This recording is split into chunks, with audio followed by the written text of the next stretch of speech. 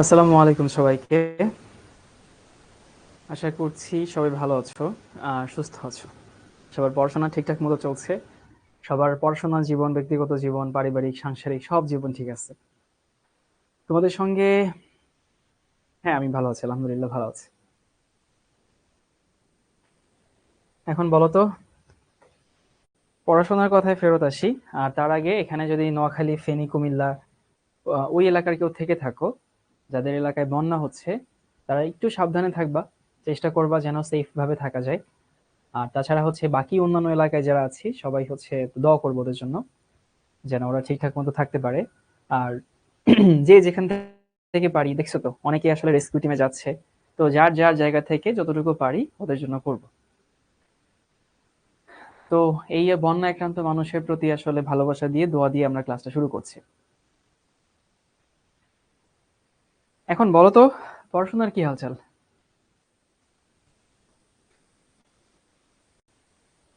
পড়াশোনা কি চলে?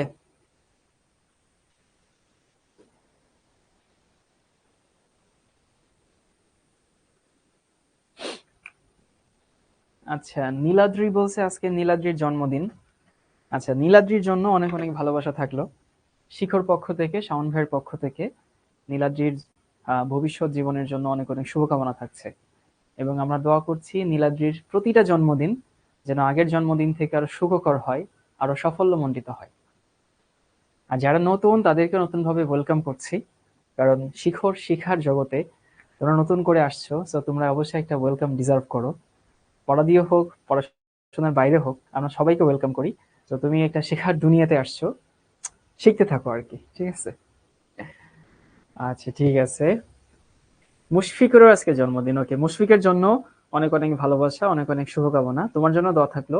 তোমারও প্রতিটা জন্মদিন যেন আগের জন্মদিন থেকে ভালো হয়। প্রতিটা জন্মদিনে তুমি যেন আগের জন্মদিন থেকে একটু হলেও সফল হও, এই দোয়া তোমার জন্য থাকলো। মেহেদিরও আজকে জন্মদিন। আচ্ছা, তারপরে মারিয়ারও আজকে জন্মদিন। তারপরে আর না, এখন আমার মনে হচ্ছে যে অনেকে এমনি এমনি বলতেছে। যাদের সত্যি সত্যি জন্মদিন তাদের জন্য দোয়া থাকলো। যাদের মিথ্যা মিথ্যা জন্মদিন, তোমরা বাকিদেরকে কেক খাওয়াবা। আর যেটা হচ্ছে ভাইয়া, দেখো, মানে তোমার লাইফটা তখনই সুন্দর, মানে কি হয় দেখো, আমাদের লাইফে তোমাদের এই বয়সটার কথা বলি, অনেক জিনিসই তো আছে, আমাদের লাইফের অনেকগুলো ডাইমেনশন আছে। যেমন তোমাদের এখন আমি ক্লাস নিচ্ছি, এটাই তো আমার একমাত্র কাজ না, তাই না? আমি কোন একটা ফ্যামিলি থেকে বিলং করি, আমার সেখানে একটা লাইফ আছে, আমার বন্ধু বান্ধব আছে। যেমন ধরো হচ্ছে আমার কিছু হবি আছে, আমার সময় কাটানোর কিছু জিনিসপত্র আছে, আমি বই পড়ি, আমি গেম খেলি, আমি মুভি দেখি, আমি এক্সারসাইজ করি, আমি বন্ধুদের সাথে আড্ডা দিই। তো তোমাদের এই লাইফের জন্য একটা ব্যাপার বলি। ধরো এই যে তোমার হচ্ছে, তুমি অনেক সুস্থ আছো, তুমি ভালো আছো, তো লাইফের অন্যান্য যে অ্যাচিভমেন্ট গুলো তোমাদের আছে, বাংলাদেশে অনেকটা এরকম হয়, সেগুলো হচ্ছে সব এরকম এক একটা শূন্য, এক একটা শূন্য, এক একটা শূন্য, এক একটা শূন্য। আর পড়াশোনাটা হচ্ছে তোমার একটা এক, বুঝছো? তো তুমি যদি এইটাকে আগে ঠিকঠাক মতো রাখতে পারো, তারপরে যত শূন্য অ্যাড করবা, যেমন এই শূন্যটা হয়তো তোমার খেলাধুলার জন্য, এই শূন্যটা হয়তো তোমার ইয়ার জন্য, কি বলে, কো কারিকুলার অ্যাক্টিভিটিস এর জন্য, এই শূন্যটা হয়তো বা তোমার হচ্ছে সাংগঠনিক দক্ষতার জন্য, তারপরে এই শূন্যটা হয়তো বা তুমি হচ্ছে অনেক মানুষের হেল্প করো সেটার জন্য, মানে এরকম অনেকেই তো হচ্ছে থাকে। তো এটাকে যদি ঠিক রাখো তাহলে প্রতিটা শূন্যর দাম আছে, বুঝছো? আর তুমি যদি এটা ঠিক রাখতে না পারো তাহলে কিন্তু শূন্যগুলোর কোনো ভ্যালু নাই। এই জন্য তোমাদের এই বয়সটাতে বলবো, চেষ্টা করবা যেন একটা ঠিক থাকে। ওই এককে যদি ঠিক রাখতে পারো, তারপরে তুমি যা করো, যত কিছুই করো, যত কিছুই ভাবো, প্রত্যেকটা জিনিস কিন্তু ভ্যালিডেট হবে, কিন্তু ওই জায়গাটা কিন্তু ঠিক রাখা লাগবে। এটা সবাই একটু মাথায় রাখবা, বুঝছো? আর আরেকটা জিনিস অনেকবার বারবার বলি, এখনো বলছি, যে আবার পড়াশোনা করতে গিয়ে ফ্যামিলিকে তুচ্ছ তাচ্ছিল্য করা, আব্বু আম্মুকে ঝাড়ি ঝুড়িয়ে দেওয়া, এটা যেন না হয়। যে রাধে সে চুলো বাঁধে, সবকিছু করার চেষ্টা করবা। কে জানি বললো, মাহমুদ বোধ হয়, ও 103 জ্বর নিয়ে ক্লাস করছে। যদি মাহমুদ বেশি খারাপ লাগে তাহলে হচ্ছে 103 জ্বর নিয়ে ক্লাস করার দরকার নেই, পরে তুমি ক্লাসটা দেখে নিও। তো প্রতিদিনকার মতো আমরাও আজকে হচ্ছে আমাদের গত ক্লাসটা সংক্ষেপে রিভিউ করি, তারপরে আমরা আজকে ক্লাসে যাব। আর ক্লাস শুরু করার আগে এই কথাটাও বলতে চাই যে হচ্ছে, এই যে আমরা তোমাদেরকে আসলে পড়াচ্ছি, শিখতে এত বড় একটা কর্মযজ্ঞ চলছে, এটা কিন্তু এখনো বাংলাদেশের অনেক মানুষ জানে না। অনেক মানুষ শিখো সম্পর্কে এখনো শুনে নেই। বা শুনলেও আসলে কি হয় এর ভেতরে, আমরা কি করাই, তোমরা কি করো, এই জিনিসগুলো কিন্তু ওরা জানে না। তো আমরা চাইবো যে হচ্ছে তোমরা তোমাদের জায়গা থেকে হচ্ছে মানুষকে একটু বলো। তোমরা তোমাদের কলেজের যে বন্ধুরা আছে, এলাকার যে বন্ধুরা আছে, তাদেরকে শিক্ষক সম্পর্কে একটু বলবা, কারণ তোমরাই আমাদের রিপ্রেজেন্টেটিভ। তোমরা যদি না বলো তাহলে হচ্ছে আমরা বাকিদের জানাতে পারবো না। তো চলো আমরা একটু গত ক্লাসে সংক্ষেপে রিভিউ করে আসি। গত ক্লাসটা আমরা হচ্ছে তোমাদেরকে একটা হোমওয়ার্ক দেওয়া ছিল বোধ হয়, বোর রাদারফোর্ডের তুলনা, এটা আগের ক্লাসে ছিল। আমরা হচ্ছে বোর মডেলের যে ম্যাথ ছিল, তিনটা ম্যাথ, ইয়ের ম্যাথ, ভিয়ার ম্যাথ এবং আর এর ম্যাথ, এই তিনটা ম্যাথ আসলে প্র্যাকটিস করছিলাম। একদম এই তিনটা ম্যাথই প্র্যাকটিস করা হয়েছিল পুরো ক্লাস ধরেই। সেখানে আমরা তোমাকে দেখাইছিলাম যে চতুর্থ শক্তি স্তরে ব্যাসার্ধ দেওয়া আছে, বেগ কত হবে, তৃতীয় শক্তি স্তরে বেগ নির্ণয় করো, প্রতি সেকেন্ডে কতবার আবর্তন করে, সেগুলো ছিল। তারপরে আমরা দেখছিলাম হচ্ছে কি বলে, বেগ দেওয়া আছে, আলোর বেগের এত অংশ কোন কক্ষপথে ঘুরছে সেটা বের করছি। এগুলো সব প্র্যাকটিস ছিল, মানে তুমি গত ক্লাসে পুরো প্র্যাকটিসের পার্ট হিসেবে ধরতে পারো। আর এনার্জি নিয়ে কিছু কথা বলছিলাম, যে ইলেকট্রনের এনার্জি নেগেটিভ কেন, কারণ একটা পরমাণুর থেকে অসীম দূরত্বে এনার্জিটা ম্যাক্সিমাম। এই অসীম দূরত্ব নিয়ে দেখলাম কে জানি গ্রুপে একটা পোস্ট করছো, যে অসীম দূরত্ব কোনটা। মনে রাখবা, যেখানে নিউক্লিয়াসের কেন্দ্রের প্রভাব নাই, এই যে কোনো জায়গা হচ্ছে অসীম। সো ফার্স্ট, এটা যদি একটা পরমাণু হইতো, এটাও তার জন্য অসীম, এটাও তার জন্য অসীম, এটাও তার জন্য অসীম। যে কোনো জায়গা হচ্ছে তার জন্য অসীম, বুঝছো? একটা পরমাণুর জন্য যেখানে নিউক্লিয়াসের প্রভাব নেই, যে কোনো জায়গা তার জন্য অসীম। তো যত কাছে হয় শক্তি কমতে থাকে, যত দূরে যায় শক্তি বাড়তে থাকে। ওই ম্যাক্সিমাম যে মান, সেই মানটা হচ্ছে জিরো। তাহলে ম্যাক্সিমাম মান যদি জিরো হয়, ম্যাক্সিমাম মান যদি জিরো হয়, অন্য যে কোনো মান সবসময় কি হবে, সবসময় হতেছে নেগেটিভ হতে বাধ্য। ঠিক আছে? তারপরে হচ্ছে তোমাদের হচ্ছে একটা ম্যাথ করাইছিলাম, ইন্ডিয়াতে আসছিল আইআইটি তে, সেই ম্যাথটা সলভ করে আমাদের ক্লাস শেষ হয়েছিল। আজকে আমরা পড়বো হচ্ছে, সবাই লিখে নাও, পড়বো হচ্ছে ভর ত্রুটি, জাস্ট ভর ত্রুটি লিখে নাও।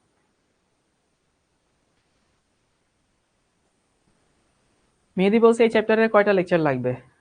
কয়টা লেকচার লাগবে আমার তো নিজেও মনে নেই, বাট আমরা আগাবো, দেখি যতগুলো লাগে আর কি।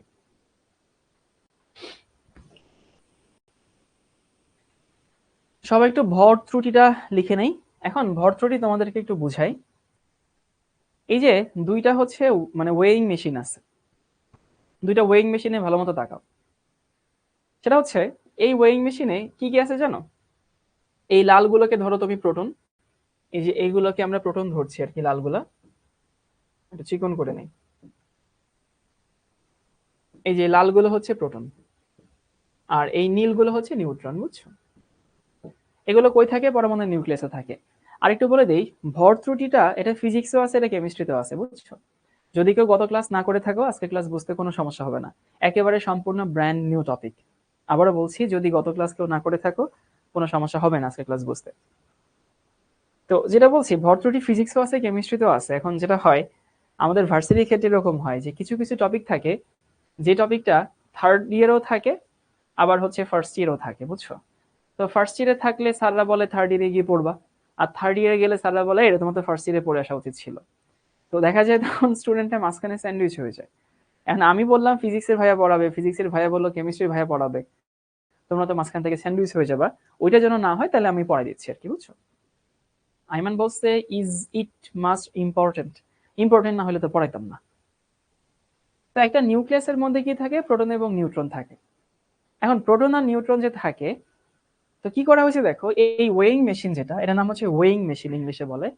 ওয়েইং মেশিনে আমরা ওদেরকে আলাদা আলাদা করে মাপছি, দেখছো?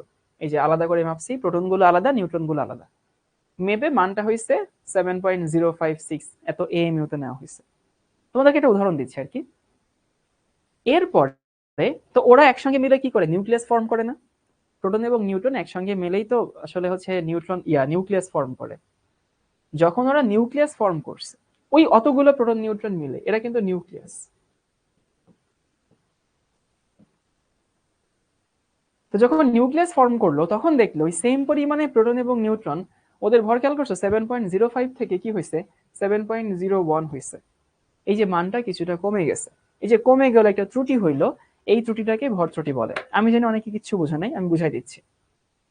সেটা হচ্ছে, তোমাদেরকে ধরো আমার কাছে কোন একটা নিউক্লিয়াসের প্রোটন আছে আর নিউট্রন আছে, তাহলে আমাদের এক্সপেকটেশন কি হওয়া উচিত? একটা নিউক্লিয়াসের ভর প্রোটন এবং নিউট্রনের ভরের যোগফলের সমান হওয়া উচিত না? কি বললাম ভাইয়া? এই যে আমার কাছে নিউক্লিয়াস আছে, সেখানে প্রোটন থাকে আর হচ্ছে নিউট্রন থাকে। তাহলে যেহেতু নিউক্লিয়াস বলতে আসলে কিছু নাই, প্রোটন এবং নিউট্রন একসঙ্গে থাকে, সেটাকে হচ্ছে আমরা নিউক্লিয়াস বলি। তো নিউক্লিয়াসের ভর তো প্রোটন এবং নিউট্রনের ভরের যোগফল হওয়া উচিত।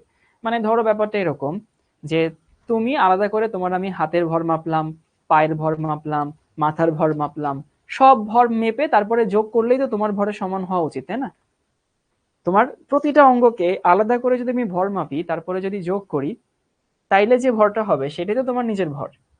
কিন্তু নিউক্লিয়াসের ক্ষেত্রে এখানে কিছু ইন্টারেস্টিং জিনিস দেখা যায়। ইন্টারেস্টিং জিনিস হচ্ছে, যখন ওরা আলাদা থাকে তখন ওদের যে ভরের সমষ্টিটা হয়, ওরা যখন নিউক্লিয়াস ফর্ম করে তখন ভর কিছুটা কমে যায়। কেন কমে সেই প্রশ্ন এখন করো না, সেই প্রশ্ন অবশ্যই পরে আসবে। আগে বলো জিনিসটা বুঝতে পারছি কিনা। এই যে কিছুটা কমে গেল, এই কমে যাওয়াটাকে বলা হয় হচ্ছে ভর ত্রুটি। ত্রুটি হয়েছে না কিছু। আমার তো এক্সপেকটেশন ছিল যে নিউক্লিয়াসের ভর এই প্রোটন নিউট্রনের ভরের যোগফলের সমান হওয়া উচিত, বাট প্রোটন নিউট্রন ভরের যোগফলের সমান হয় না, কিছুটা কমে যায়। এই যে কমে গেছে, ত্রুটি হয়েছে, এটাকে বলা হয় মাস ডিফেক্ট অথবা ভর ত্রুটি। ইংলিশে বলা হয় হতেছে মাস ডিফেক্ট। আগে বলো জিনিসটা বুঝছি কিনা।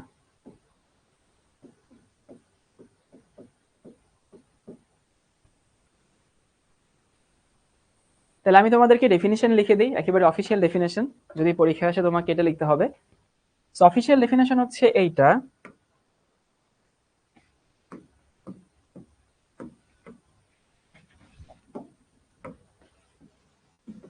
লিখো, একটি নিউক্লিয়াসের প্রকৃত ভর, আমার প্রিয় স্লাইডটা কেন আসে না?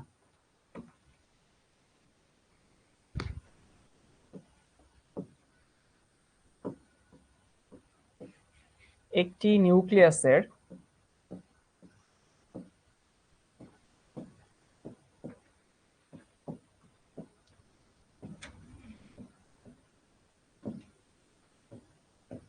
প্রকৃত ভর মানে যে ভরটা আসলে রিয়েলি পাওয়া যায়। তো একটা নিউক্লিয়াসের প্রকৃত ভর তার প্রোটন ও নিউট্রনের ভরের সমষ্টি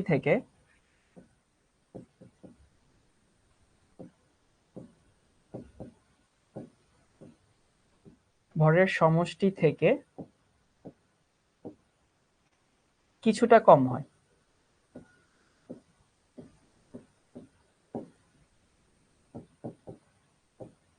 এই যে কিছুটা যে কম হয়, সেই কমটাকে আমরা কি বলি? ভর ত্রুটি বলি। আশা করি এবার সবার কাছে ক্লিয়ার হয়েছে।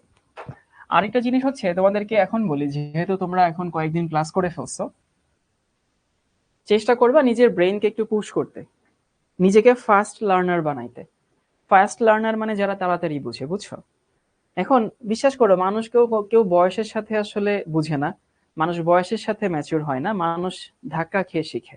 মানুষ মানে মানে বুঝে বুঝে শিখে। তো ধরো তুমি হচ্ছে একটা জিনিস ক্যাচ করছো না, বারবার আমি বলতেছি, এটা তোমারই ক্ষতি হচ্ছে। তো নিজেকে পুশ করবা যে কোনো একটা জিনিস যেন সহজে বুঝতে চাও, সহজে তুমি যেন বুঝতে পারো। তাহলে কি হলো ভাইয়া, কোন একটা নিউক্লিয়াসের প্রকৃত ভর তার প্রোটন এবং নিউট্রনের ভরের সমষ্টি থেকে কিছুটা কম হয়, এই কমটাকে বলা হয় ভর ত্রুটি। আমি জানি তোমাদের মধ্যে প্রশ্ন আসছে, কেন কমে যায়, কি হয়, এই ভরটা কই গেছে, সেটা একটু পরে দেখাবো। যেমন ধরো তোমাদেরকে আমি একটা উদাহরণ দিই। উদাহরণটা হচ্ছে এইটা, আমি হিলিয়াম দিয়ে দেখাচ্ছি। আমরা একটা ম্যাথও করব, একটা কনসেপ্টও বুঝবো, মানে একই সাথে ম্যাথও হবে, একই সাথে কনসেপ্টও হবে। এই যে হিলিয়াম আছে 2 এবং 4, ওকে ভালো কথা। তার মানে আমি বলতে পারি যে হিলিয়াম নিউক্লিয়াসের মধ্যে কি আছে, 2টা প্রোটন আছে আর 2টা নিউট্রন আছে, তাই না? এটা তো বুঝাই যায়। প্রোটন আছে এবং নিউট্রন আছে 2টা করে। এই যে 2 মানে 2টা প্রোটন, আর বিয়োগ করলে 2 থাকে মানে 2টা নিউট্রন আছে। তাহলে হিলিয়াম নিউক্লিয়াসের এক্সপেক্টেড ভর কি হওয়া উচিত? এই প্রোটন এবং নিউট্রনের ভরের সমষ্টি হওয়া উচিত। তাহলে আমি বলতে পারি যে হিলিয়াম নিউক্লিয়াসের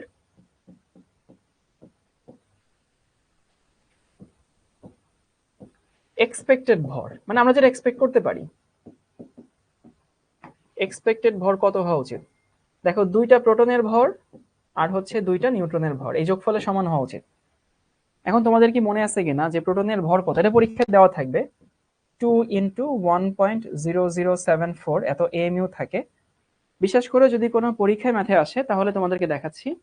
এই যে পরীক্ষায় ধরো একটা ম্যাথ আসছে, সেখানে এই মানগুলো দিয়ে দেওয়া ছিল, প্রোটনের ভর 1.0074, নিউট্রনের ভর 1.0086, এগুলো পরীক্ষায় দেওয়া থাকবে। আর এখানে নিউটন হচ্ছে 2 × 1.0086, এইগুলো তোমাকে হচ্ছে আমি বের করতে চাচ্ছি।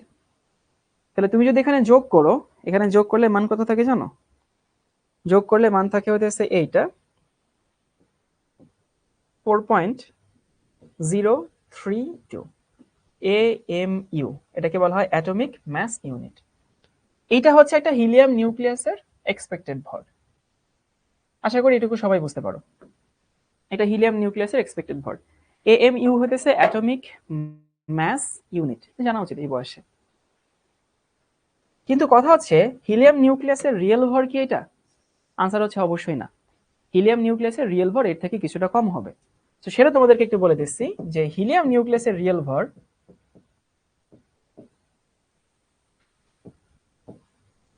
এটাও তোমাকে মুখস্থ রাখতে হবে না, এটাও প্রশ্ন দেওয়া থাকবে। দেখবা যতগুলো প্রশ্ন তোমাদের আমি এখানে দেখাবো প্রতিটা প্রশ্নে এই মানটা দেওয়া থাকে। এই মানটা হইতেছে এইটা 4.00, আমি একটু দেখে বলি, 0.4.003 এত এমইউ।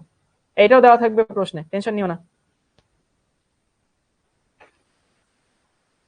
তাহলে আমরা কি করলাম? আমরা হিলিয়াম নিউক্লিয়াসের রিয়েল ভর বের করছি, এটা জানা আছে, প্রশ্ন দেওয়া থাকবে। আর আমরা হিলিয়াম নিউক্লিয়াসের এক্সপেক্টেড ভর বের করছি। এখন দেখো এক্সপেক্টেড ভর আর রিয়েল ভর পার্থক্য তো অবশ্যই আছে, তাই না? এক্সপেক্টেড ভর অবশ্যই বড় হবে। আমরা কি শিখছি? যে নিউক্লিয়াসের প্রকৃত ভর কিছুটা কম হয়। তাহলে যেতটুকু কম হয় এতটুকু হইতেছে ভর ত্রুটি। অনেকে জিজ্ঞেস করছে AMU কি জিনিস? AMU মানে হইতেছে অ্যাটমিক মাস ইউনিট। লিখে দিই এখানে, তোমাদের এটা জানার কথা, এই বয়সে জানা উচিত। অ্যাটমিক মাস দেন হচ্ছে ইউনিট। আর সম্পর্ক হইতেছে এইটা যে 1 AMU সমান হইতেছে 1.67 10⁻⁻24 গ্রাম। এই হচ্ছে সম্পর্ক।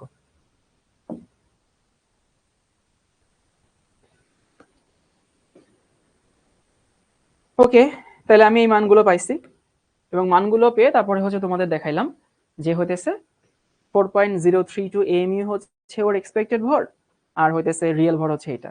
এখন আমরা বের করবো হচ্ছে ভর ত্রুটি কত। সো ভর ত্রুটি হচ্ছে যদি আমরা বিয়োগ করি ডেল্টা এম সমান কত, একটা হচ্ছে এক্সপেক্টেড সেটা হচ্ছে 4.032 মাইনাস রিয়েল কত 4.003, এই তো। তাহলে বিয়োগ করলে কি থাকে? বিয়োগ করলে থাকে হইতেছে 0.029 এত AMU, এখানে 0.029 এত AMU।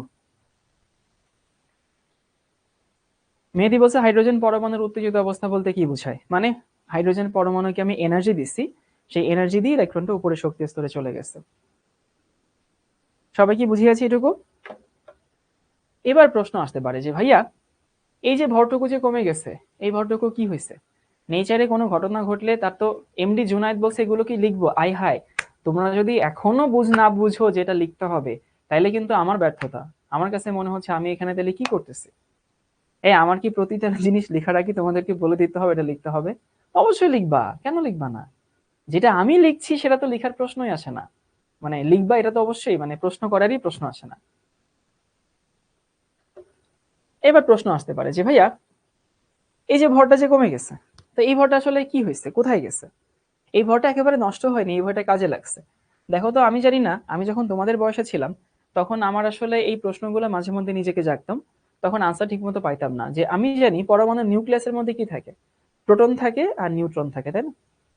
এখন তোমার কি কোনোদিন প্রশ্ন জাগে নেই যে আচ্ছা নিউক্লিয়াসে নিউট্রন থাকে, এটা তো আসলে বাদ, নিউট্রন তো দুধ ভাত, কোনো চার্জ নেই। কিন্তু প্রোটন গুলো যে একসঙ্গে থাকে, প্রোটনের সবাই কি, সবাই হচ্ছে পজিটিভ চার্জ। তাহলে এরা তো একসঙ্গে থাকার কথা না, এরা একজন আরেকজনকে বিকর্ষণ করে, তাই না? দেখে বুঝো কিনা, যে নিউক্লিয়াসের মধ্যে প্রোটন থাকে, প্রোটন একজন আরেকজনকে বিকর্ষণ করে। তো প্রোটন যদি বিকর্ষণ করে তাহলে একসঙ্গে থাকার কথা না, তাহলে এতগুলো প্রোটন একসঙ্গে কিভাবে আটকে আছে? এই প্রশ্ন কার কার জাগছিল? আমাদের মানে তোমার বয়সে আমার জাগছিল। যদি এই প্রশ্ন কারো জেগে থাকে তাহলে এখন সে আনসারটা পাবা। দেখো আমরা জানি যে হচ্ছে নিউক্লিয়াসের মধ্যে প্রোটনগুলো একসঙ্গে আটকে থাকে। তো আটকে থাকার জন্য তো একটা এনার্জি দরকার, তাই না? একটা ফোর্স দরকার, একটা বল দরকার। সো ওই যে বল, সেই বলটাকে বলা হয় নিউক্লিয়ার বাইন্ডিং এনার্জি। কি বলে ভাইয়া? নিউক্লিয়ার বন্ধন শক্তি বা নিউক্লিয়ার বাইন্ডিং এনার্জি। এই ভরটা আসলে এনার্জিতে কনভার্ট হয়। অর্থাৎ মেইন কথা হচ্ছে এইটা, যে আমরা যে ভর ত্রুটি বলি, কিছুটা ভর, সেই ভর ত্রুটি সমপরিমাণ ভর এনার্জিতে রূপান্তরিত হয়। কোন এনার্জি? Nuclear binding energy. তো সবাই একটু লিখে নাও যে ভর ত্রুটির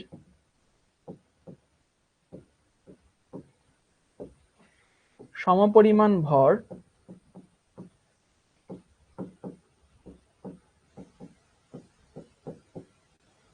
মানে যেটুকু ভর কমে গেছে, সমপরিমাণ ভর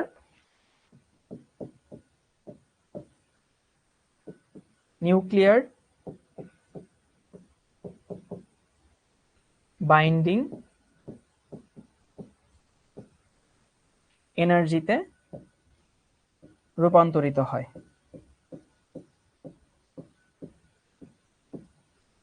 রূপান্তরিত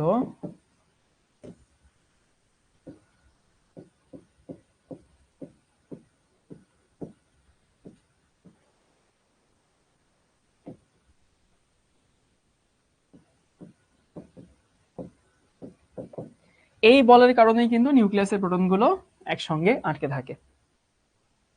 তাহলে কি বলছি ভাইয়া? ভর ত্রুটির সমপরিমাণ ভর নিউক্লিয়ার বাইন্ডিং এনার্জিতে রূপান্তরিত হয়।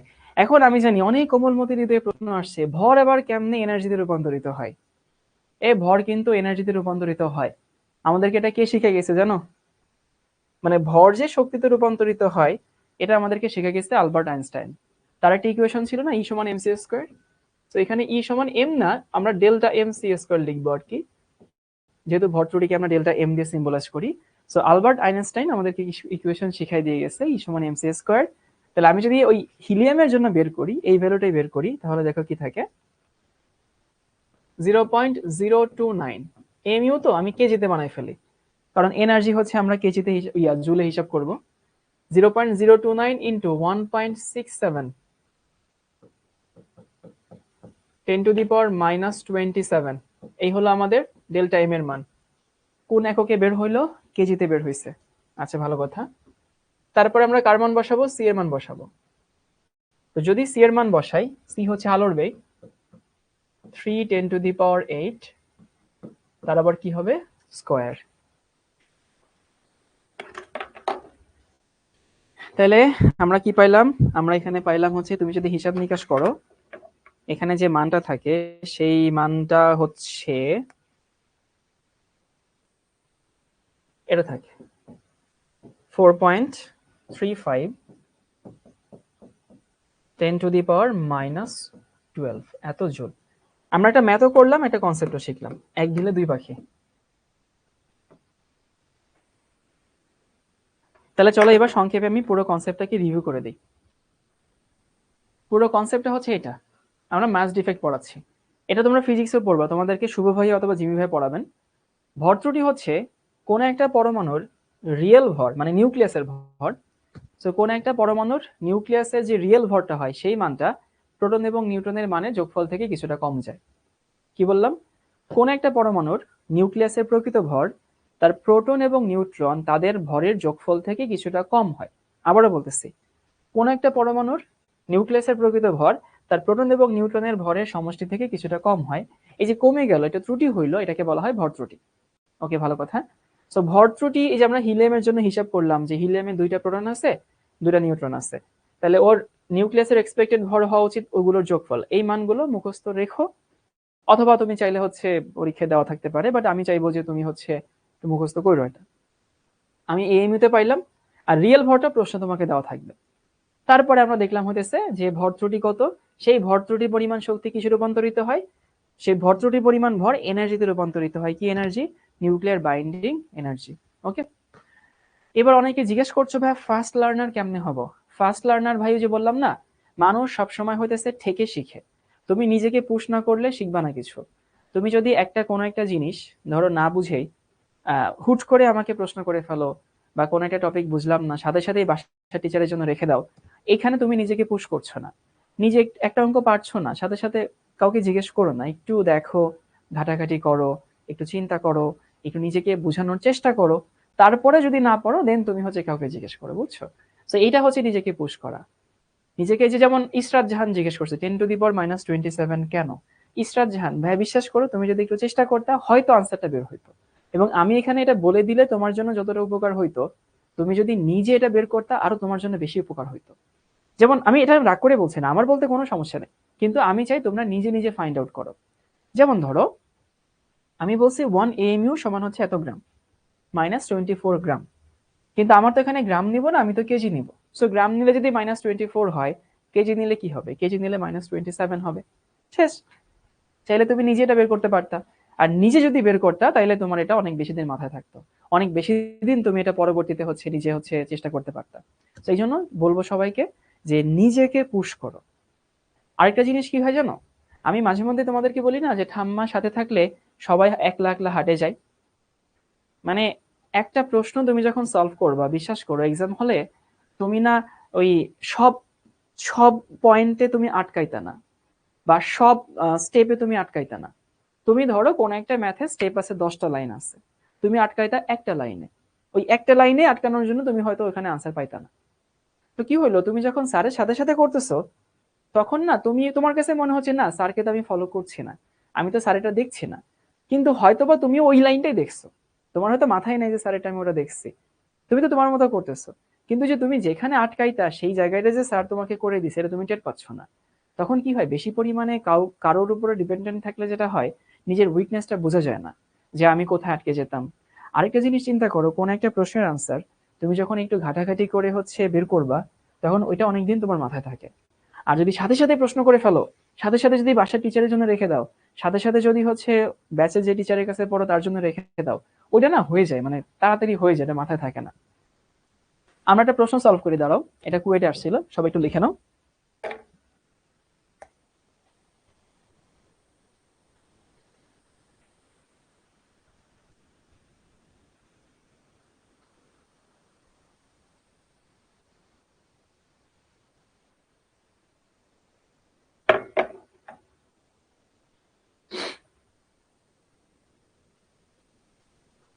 একজন জিজ্ঞেস করছে যে নাফিসা নাওয়ার 1 MU সমান লিখছিলেন -24, আবার পরে 27 লিখছেন, এই যে নাফিসা, তোমাকেও বলবো যে তুমিও তোমার ব্রেনটা খাটাও। নাফিসা দেখো ভাইয়া, এখানে যখন লিখছিলাম তখন গ্রাম লিখছিলাম, দেখছো? নাফিসা নাওয়ার একটু মনোযোগ দাও ভাইয়া, এখানে যখন লিখছিলাম তখন গ্রাম লিখছি, আর এখানে যখন আমি লিখছি তখন আমি গ্রাম লিখি না, এখানে আমি কেজি লিখছি। কেন কেজি লিখছি? কারণ এখানে আমি সব এসআই তে নিচ্ছি।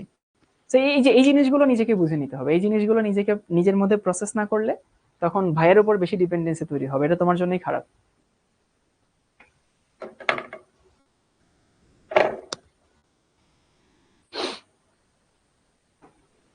সবার কি ম্যাটে তোলা হয়েছে? কুয়েট 5-6-তে আসছিল, তখন কি তোমাদের কারো জন্ম হয়েছে? হ্যাঁ, কেউ কি দুনিয়ার আলো দেখছো তখন? তোমাদের জন্ম কত সালে সবার?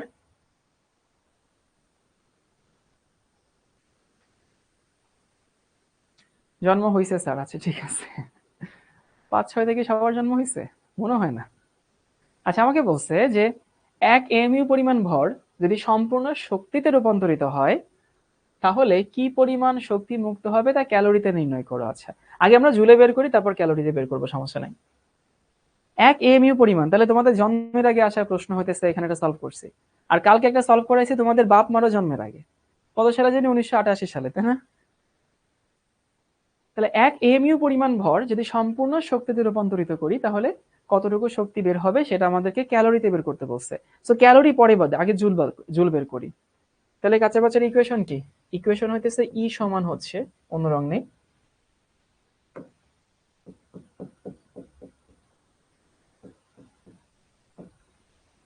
ডেল এম সিটার স্কোয়ার, এই তো।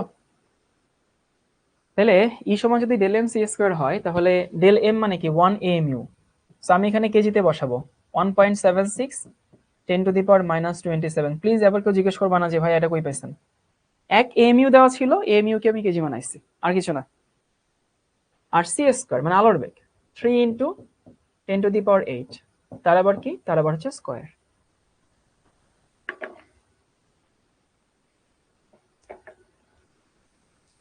তাহলে যদি এইটা আমি সলভ করি, তাহলে এখানে মান থাকে হচ্ছে এইটা 1.5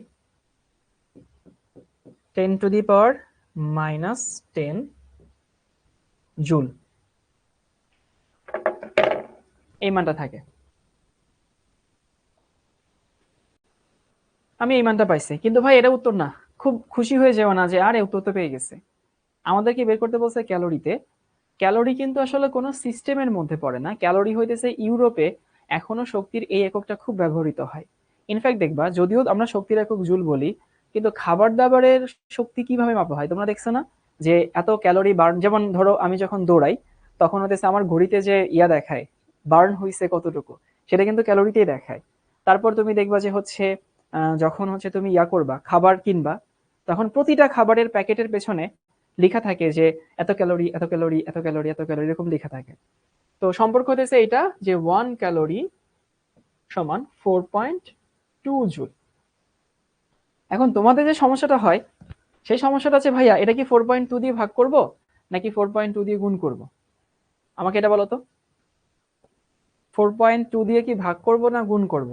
এরকম যদি কোনো আল্লাহর বান্দাবান্দি থেকে থাকে যে তারা আসলে টের পাচ্ছে না যে 4.2 দিয়ে ভাগ করব না গুণ করব, তাদেরকে আমি বলতে চাই, গত ক্লাসে একটা কথা বলছিলাম, বড় এককে ছোট মান, ছোট এককে বড় মান।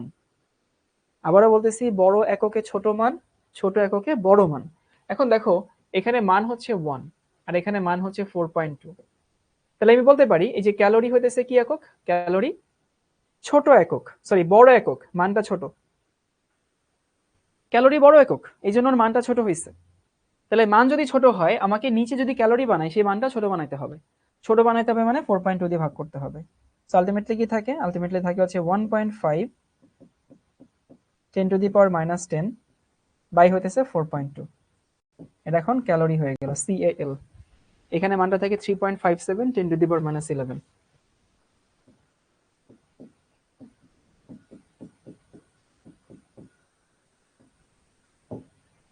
একদম ইজি পিজি না?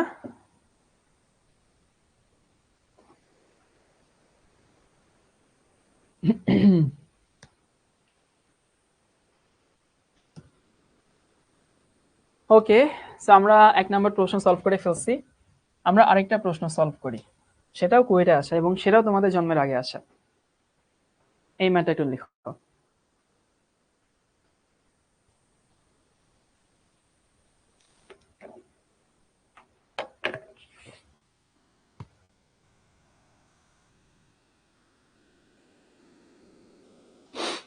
রামি বলছে প্রোটন এবং নিউট্রনের ভরটা কি গ্রামে বা কেজিতে লেখা যাবে না? রামি লিখলে লিখতে পারো, কিন্তু কনভেনশনালি লেখা হয় না, বুঝছো? কারণ প্রোটন নিউট্রনের ভর কেজি বা গ্রামে নিলে তো অনেক ছোট মান আসে, এই জন্য আমরা ওগুলোতে এএমইউ তে নেই। আর এই ম্যাথগুলো পরীক্ষায় যখন আসে, দেখো এটাও কুয়েটে আসছিল, তখন সবগুলো আসলে এএমইউ তেই দেওয়া থাকে, এই জন্য আমরা ওখানে এএমইউ নিচ্ছি।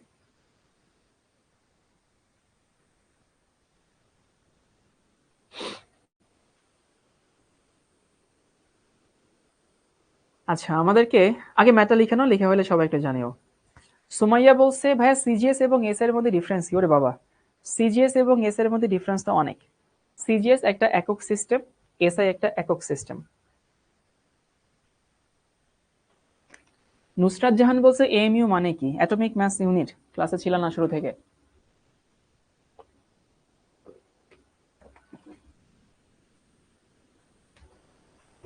সবার কি ম্যাথটা তোলা হয়েছে?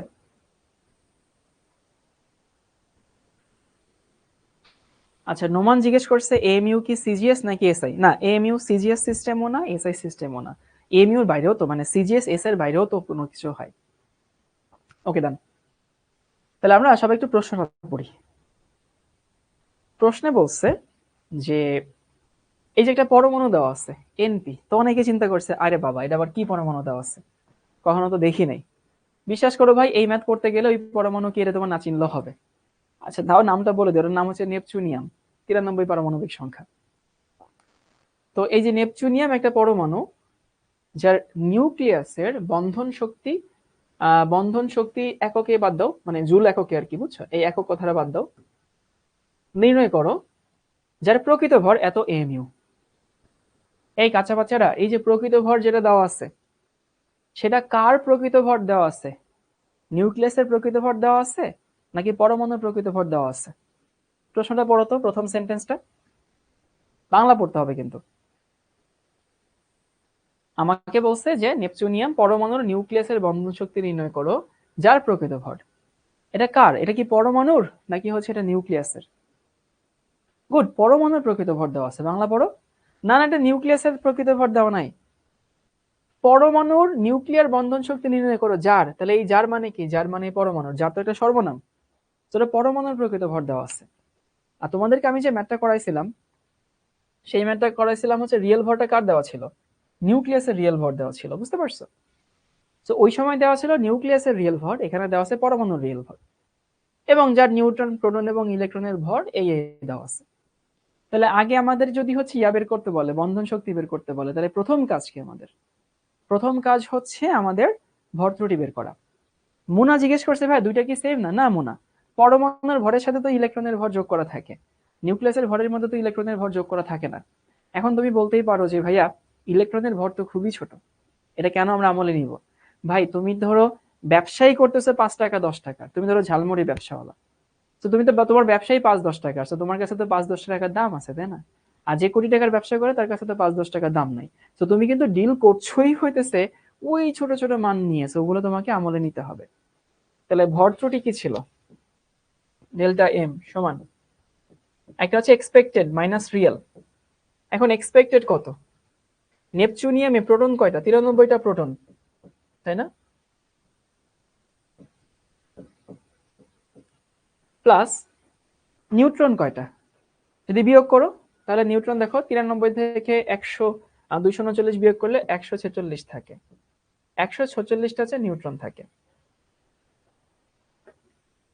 তাহলে আমি কি পাইছি? আমি প্রোটন সংখ্যা পাইলাম, আমি নিউট্রন সংখ্যা পাইলাম। এটা হচ্ছে আমার এক্সপেক্টেড মাইনাস। দেখো এখানে আমরা তাই করছিলাম না?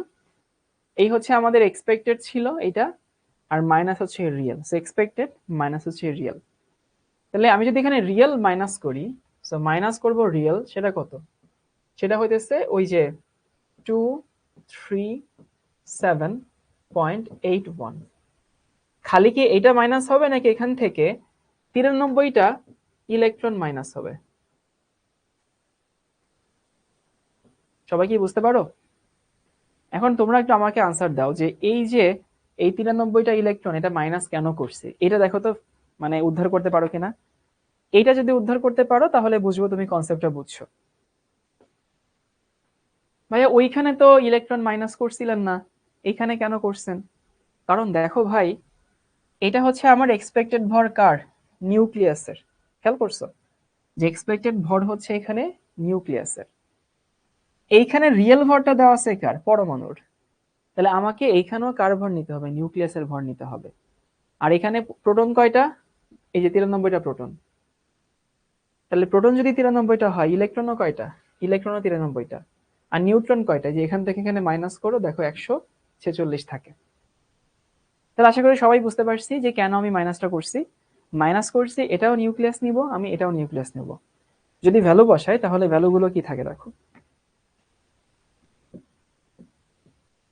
93 ইন্টু প্রোটন হচ্ছে 1.0074 প্লাস 146 ইন্টু 1.0086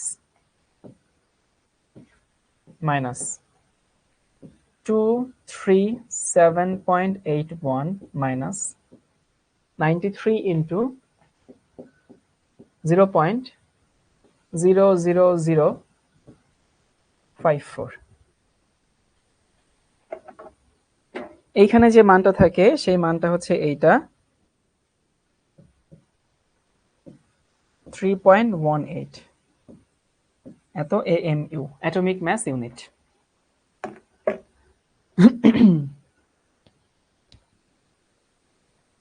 তাহলে ভাইয়া আমরা কি শিখছি?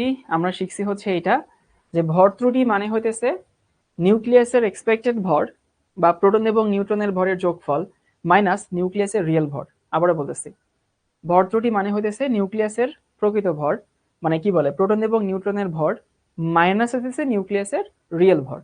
এখন আমাদের রিয়েল ভরটা দেওয়া ছিল পরমাণুর, ওই রিয়েল ভরটা পরমাণুর দেওয়া ছিল, ইলেকট্রন মাইনাস করলেই তো আসলে নিউক্লিয়াসের রিয়েল ভর দেওয়া থাকে। তাহলে আমি এই হচ্ছে প্রোটন নিউট্রনের ভর নিছি, এই হচ্ছে নিউক্লিয়াসের রিয়েল ভর নিছি, মাইনাস করছি, ভর ত্রুটি পেয়ে গেছি, শেষ। ওকে, গেল এটুকু। এমডি আব্দুল্লাহ বলছে ইলেকট্রনের ভর কি এটা? হ্যাঁ, এই যে এখানে দেওয়া আছে যে হতেছে ইলেকট্রনের ভর এই যে 0.3054, প্রশ্নে সবই দেওয়া আছে। আমি এখানে ভর ত্রুটির মানটা পাইছি। এখন আমাকে কার মান বের করতে হবে? আমাকে বের করতে হবে হইতেছে বন্ধন শক্তি। তাহলে ই সমান কি ছিল? ই সমান ছিল হইতেছে ডেল্টা এম সি তার স্কোয়ার। তাহলে এখানে থাকে হচ্ছে 3.18 ইন্টু 1.67 10⁻⁻27 ইন্টু 3 10⁸ তার স্কোয়ার।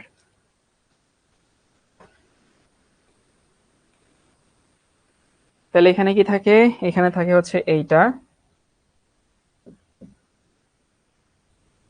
4.77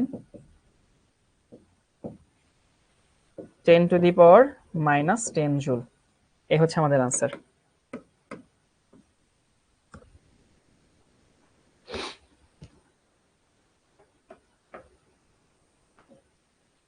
আচ্ছা, একজন বলছে আগের ম্যাথতে লিখছিলেন 7.6। যদি 7.6 লিখে থাকি, কই জানি 7.6 লিখছি?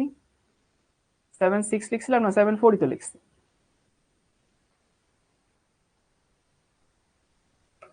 তাহলে চলো সবাইকে পুরো কনসেপ্টটা রিভিউ করে দিই।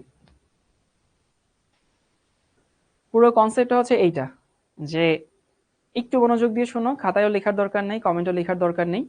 কারণ আমার কাছে মনে হয় যে তোমরা এই যে যারা কমেন্ট করো, এরা যে ক্লাস বুঝো না, এই ক্লাস না বুঝার একটা বড় কারণ হচ্ছে কমেন্ট করা। কারণ আসলে তুমি তো মাল্টিটাস্কিং না, আমরা কেউ আসলে মাল্টিটাস্কিং না। খুব কম মানুষ থাকে মাল্টিটাস্কিং, মানে যারা একসঙ্গে কানকেও কাজে লাগায়, চোখকেও কাজে লাগায়, মুখকেও কাজে লাগায়, ব্রেনকেও কাজে লাগায়। তো তুমি যদি কমেন্টই করতে থাকো তাহলে তুমি পড়া কখন বুঝবা? তো আমার ধারণা ক্লাসে যারা বেশি কথা বলে এরা পড়া একটু কম বুঝে, এটা আমি মনে করি আর কি। তো নিজের ব্রেন কাজে লাগাও আর কি বেশি, ঠিক আছে? তো এবার আসি যে হচ্ছে আমরা জিনিসটা একটু কনসেপ্টটা বোঝার চেষ্টা করি। কনসেপ্টটা হচ্ছে এইটা যে কোনো একটা পরমাণুতে নিউক্লিয়াসের যে ভরটা হওয়া উচিত সেটা কি হওয়া উচিত? সেটা হওয়া উচিত হচ্ছে প্রোটনের ভর এবং নিউট্রনের ভরের যোগফলের সমান হওয়া উচিত। এটা এক্সপেকটেশন আমাদের থাকে। কিন্তু দেখা যায় বাস্তবে নিউক্লিয়াসের রিয়েল ভর কিছুটা কমে যায়। এই যে কিছুটা যে কমে গেল, এই কমে যাওয়াটাকে বলা হয় হতেছে ভর ত্রুটি, তাই তো? তাহলে কি বলছে? এটা নিউক্লিয়াসের রিয়েল ভর, এটা নিউক্লিয়াসের প্রকৃত ভরের মধ্যে কিছু মানে এক্সপেক্টেড ভরের মধ্যে কিছু ডিফারেন্স থাকে, সেই ডিফারেন্সটাকে ভর ত্রুটি বলা হয়। ওকে, বুঝলাম এটা। সো এই ত্রুটিটা আসলে কই যায়? এই ত্রুটিটা হচ্ছে শক্তিতে রূপান্তরিত হয়। কোন শক্তি? নিউক্লিয়ার বন্ধন শক্তি। যে শক্তি বলেই আসলে একটা পরমাণুর মধ্যে প্রোটনগুলো নিউক্লিয়াসগুলো একসঙ্গে আটকে থাকে, ঠিক আছে? ওকে, সো হচ্ছে আমরা এখানে কয়েকটা আননেসেসারি স্লাইড আছে, ডিলিট করে দিই। এইটা আননেসেসারি, বাকি সব কাজের স্লাইড। ভর ত্রুটি শেষ। এবার সবাই একটু লিখে নাও হইতেছে আইসোটোপ, আইসোবার, আইসোটোন।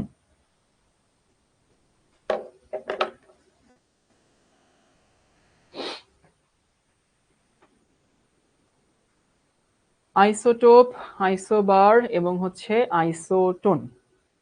আমি বিশ্বাস করি এই জিনিসটা তোমরা সবাই জানো যে আইসোটোপে কোন সংখ্যা সেম থাকে? এখানে প্রোটন সংখ্যা সেম থাকে, তাই না? এটা সবাই জানো।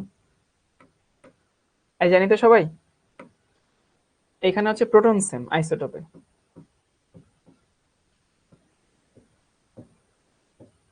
যে একাধিক পরমাণু যাদের প্রোটন সংখ্যা সেম থাকে এটাকে আমরা কি বলি? আইসোটোপ বলি।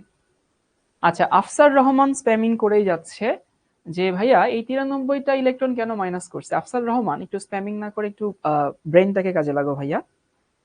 সেটা হতেছে তুমি এইখানে যে এক্সপেক্টেড ভরটা নিছিল, আফসার রহমান তোমার জন্য ভাইয়া, আফসার রহমান স্প্যামিং করো না।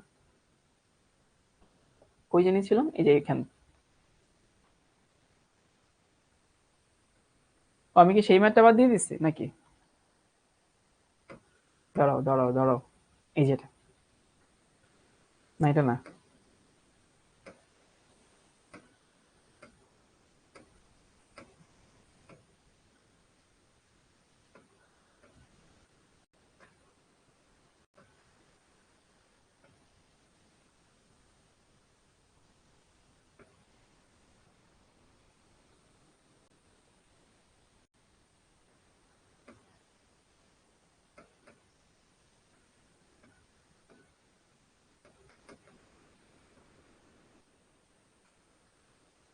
এবার আসছে,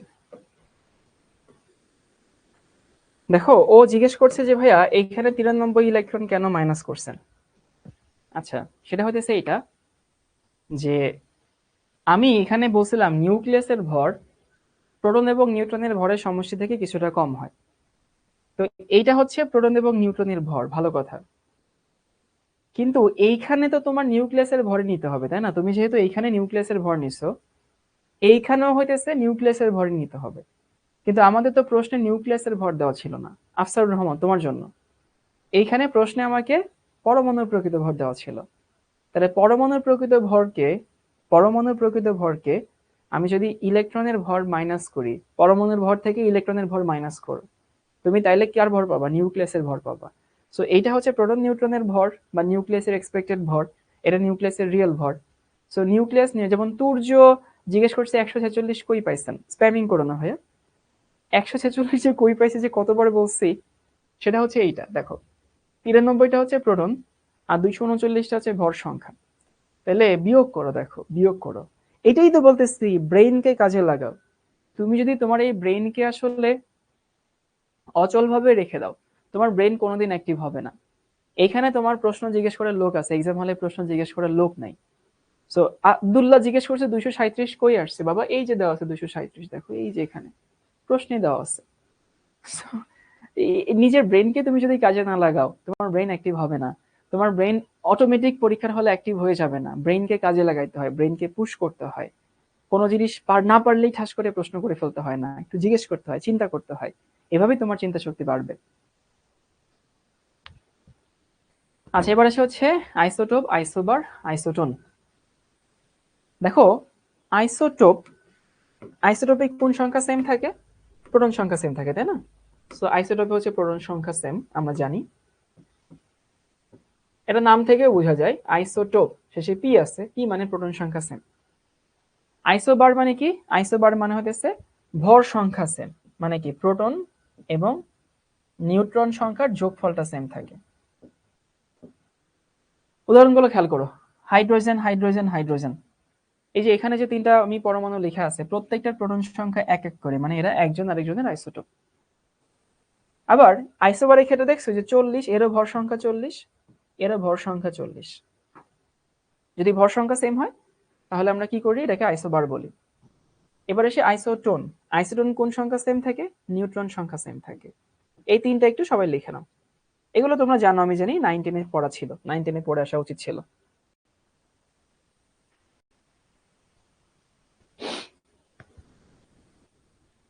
তাহলে আইসোটোপে প্রোটন সংখ্যা সেম। মোহাম্মদ হাসিব অনেক বড় একটা টেক্সট লিখছে, আসলে এত বড় টেক্সট ক্লাসে পড়াটা খুব কঠিন। যতদূর মনে হয়েছে টেক্সটটা পড়ে এই পাশে মাইনাস না করে ওই পাশে গিয়ে যোগ করলেও তো মনে হয় হইতো। হ্যাঁ, হইতো, একই জিনিসই তো। এবার তোমাদেরকে আমি কিছু প্রশ্ন করি, এখানে যা বুঝলা বুঝলা, এই প্রশ্নগুলোর আনসার দাও। দেখো এই প্রশ্নগুলো পারো কিনা। প্রথম প্রশ্ন, কাদের ধর্ম কাছাকাছি?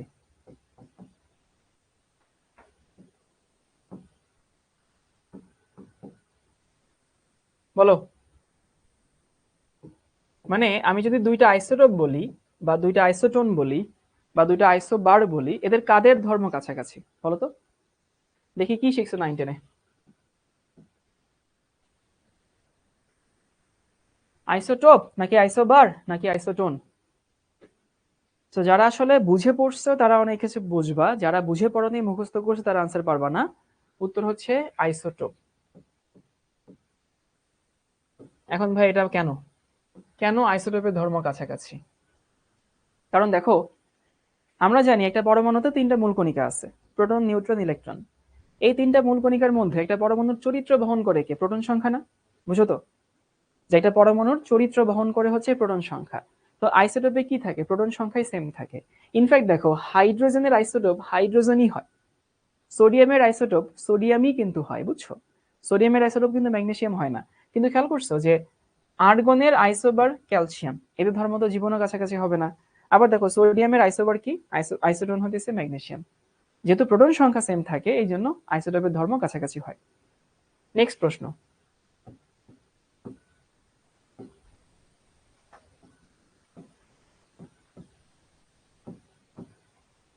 কোন সংখ্যার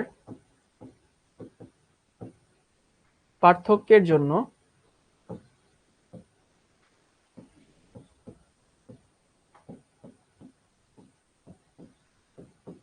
আইসোটোপ তৈরি হয়? বলো।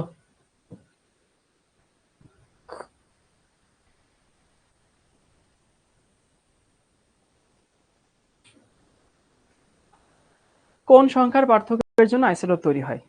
এইখানে যদি কারো ঘুণাক্ষরেও মনে হয়ে থাকে ভর সংখ্যার পার্থক্যের জন্য তৈরি হয়, খবরদার না।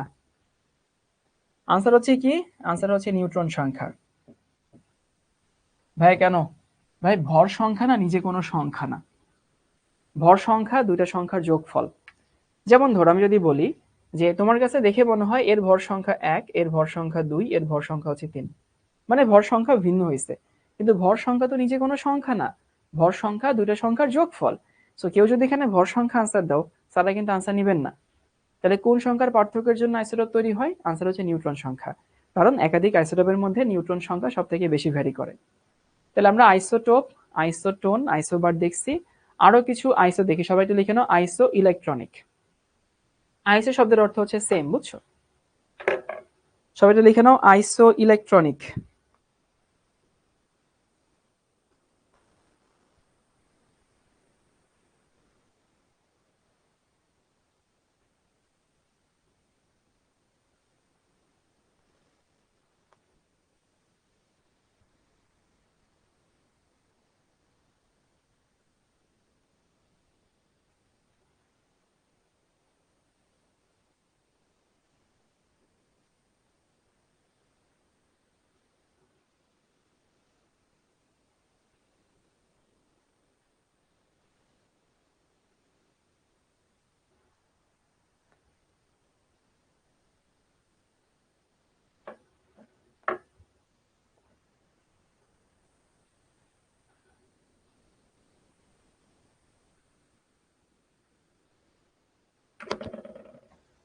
আচ্ছা, আইসো ইলেকট্রনিক মানে কি সংখ্যা সেম থাকবে?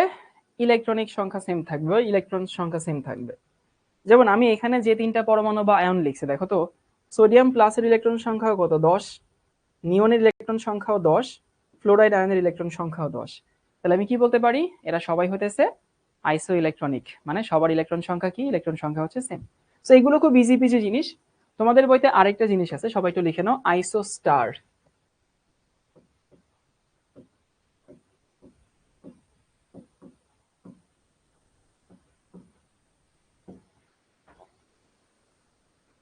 আচ্ছা, আইসোস্টার কি জিনিস?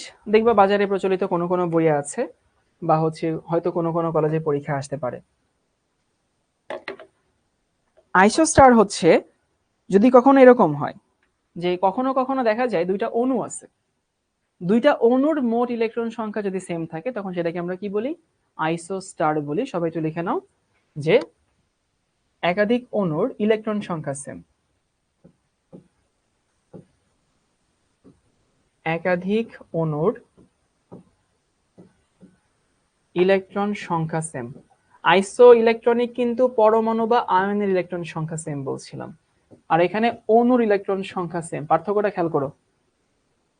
তুমি যখন আইসো ইলেকট্রনিক বলছো, তখন তুমি বলছিলা পরমাণু অথবা আয়নের ইলেকট্রন সংখ্যা সেম, কিন্তু তুমি যখন আইসো স্টার বলতেছো, তখন অণুর ইলেকট্রন সংখ্যা সেম আমরা বলতেছি।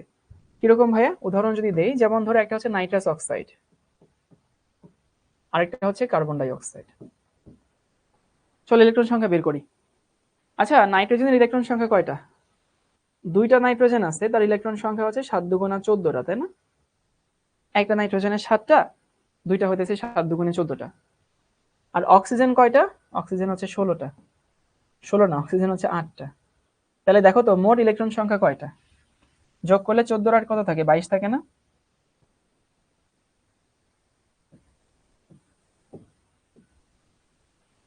তাহলে আমি বলতে পারি নাইট্রাস অক্সাইডের মোট ইলেকট্রন সংখ্যা হচ্ছে 22। এবার কার্বন ডাই অক্সাইড বের করি। কার্বন কয়টা? কার্বন হচ্ছে 12টা। আর অক্সিজেন কয়টা? 8 দুগুণে 16টা।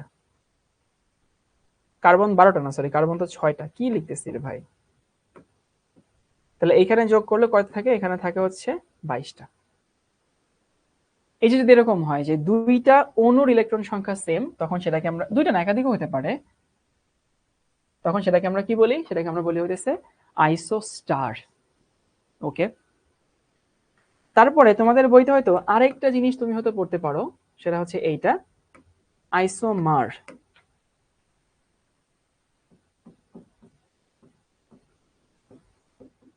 আচ্ছা, আইসোমারের বাংলাটা বলি, আইসোমারের বাংলা হচ্ছে সমাণু। এটা তুমি কোথায় পড়বা, দ্বিতীয় পত্রে পড়বা, এখন না, ঠিক আছে।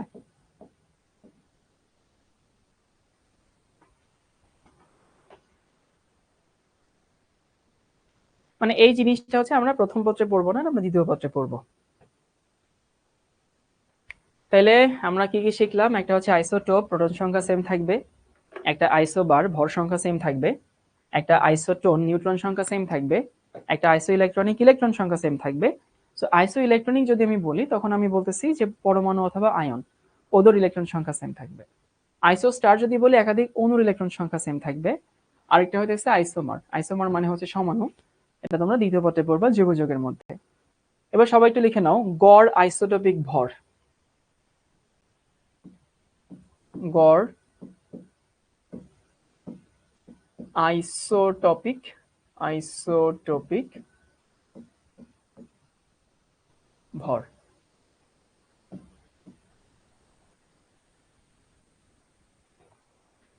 গড় আইসোটোপিক ভর, এটা তোমাদের 9-10 ছিল, এই জন্য আমি তোমাদের সরাসরি একটা ম্যাথ দিচ্ছি। মানে এখানে জিনিসটা বোঝাচ্ছি না, ওই যে তোমাদের মনে আছে ক্লোরিন 25% আর ক্লোরিন 75%, পুরাতন স্মৃতিতে ফেরত যাও, যে প্রকৃতিতে একটা ক্লোরিন পাওয়া যায় 25%, একটা ক্লোরিন পাওয়া যায় 75%। এরপরে তোমাদেরকে বলতো গড় আইসোটোপিক ভর বের করো, খুবই বিখ্যাত ম্যাথ 9-10-এর, ওই জিনিসটাই। আমরা কি করতাম, যার যার ভর সংখ্যারে তার তার পার্সেন্টেজ দিয়ে গুণ করে যোগ করতাম, নিচে 100 দিয়ে ভাগ করতাম। আমি তোমাদেরকে একটা সরাসরি ম্যাথ দিয়ে দিচ্ছি, মানে আমি এখানে কোনো কনসেপ্ট শেখাচ্ছি না, একটা ম্যাথ দিয়ে তোমাদের প্র্যাকটিসটা জাস্ট হয়ে যায়, কলেজে যা পড়ছো সেটা একটু তোমাদেরকে বুঝাই দিই। প্রশ্নটা হচ্ছে এরকম,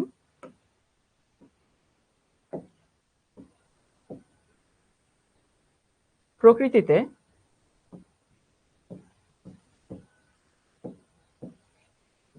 হাইড্রোজেন যেটা 1-1 আর কি, যেটাকে আমরা প্রোট্রিয়াম বলি বা হাইড্রোজেন বলি, হাইড্রোজেন 1-1 এর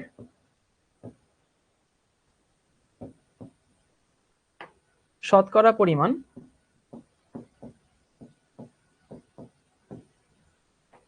তোমাকে দেওয়া আছে হচ্ছে 97%। মনে আছে তোমাদের বাচ্চাকালে এই টাইপের অঙ্কই থাকতো, যে প্রকৃতিতে হাইড্রোজেনের শতকরা পরিমাণ দেওয়া আছে 94%, এবং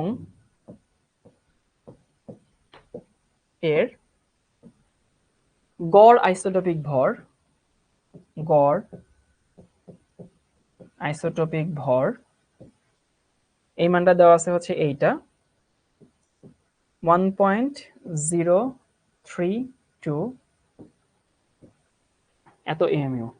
ওকে, এরপর তোমাকে বলছে ডিউটেরিয়াম ও ট্রিটিয়ামের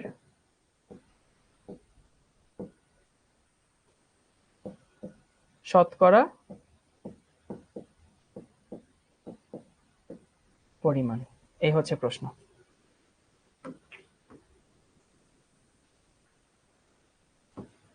9-10 যে ম্যাথটা পড়তা সেই ম্যাথের একটু উল্টা ম্যাথ।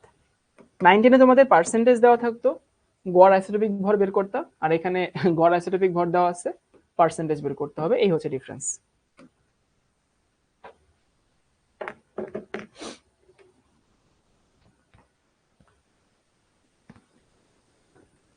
তাহলে কি বলছে ভাইয়া, প্রশ্নটা হচ্ছে এটা, যে প্রকৃতিতে হাইড্রোজেনের শতকরা পরিমাণ 96%, মানে প্রোট্রিয়াম যেটা, আমরা জানি নেচারে হাইড্রোজেনের 3টা বেশি পাওয়া যায় আর কি, তো সেটার প্রথমটা যেটা 1-1 সেটা পাওয়া যায় হচ্ছে 97%, আর এর গড় আইসোটোপিক ভর দেওয়া আছে এত, মানে হাইড্রোজেনের গড় আইসোটোপিক ভর দেওয়া আছে এত।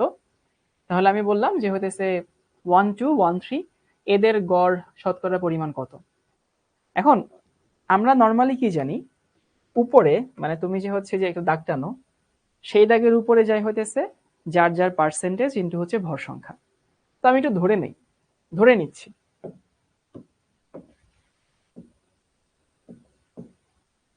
ধরি হাইড্রোজেন 1 এবং 2 এটা হচ্ছে x%। এই কিছুতে একটা ধরে নিতে হইতো, তাই না? আমি ধরলাম যে হাইড্রোজেন 1 2 যেটাকে আমরা ডিউটেরিয়াম বলি, সেটা হচ্ছে x%।